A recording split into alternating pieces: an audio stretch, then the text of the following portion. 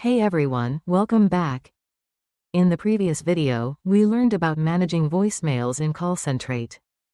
Today, we'll be diving into the saved leads within the Tenant admin portal. Saved leads represent potential customer information. These leads are stored for future follow-up, allowing you to efficiently manage and convert potential customers into sales or recurring business. This ultimately improves the efficiency and effectiveness of your contact center activities. As a tenant admin, you'll have a central location to manage all your saved leads. This list view provides a comprehensive overview of each leads, including first name, last name, contact number, email ID, and address of the customer. You can easily modify or delete them using the action menu. The saved leads view also offers search filters. You can filter by first name, last name, contact number, address, and email ID to quickly locate specific leads. This can be incredibly helpful for targeted follow-up.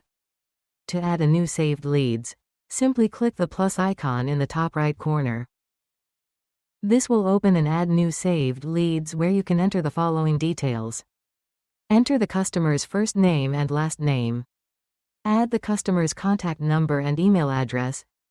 Then enter the customer's address. Once you've filled out the details, click the Save button to add the new leads in the system.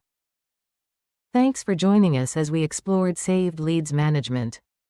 The next feature in the Tenant admin portal comprises various reports, including system, campaign, supervisor, and agent reports. For a detailed exploration, head over to the Super Admin playlist where you'll find dedicated videos covering each report in detail. With this, we've completed our look at functionalities within the CallCentrate Tenant admin portal. In the next video series, we'll be transitioning to the agent portal, where we'll delve into the features and capabilities offered to your call center agents.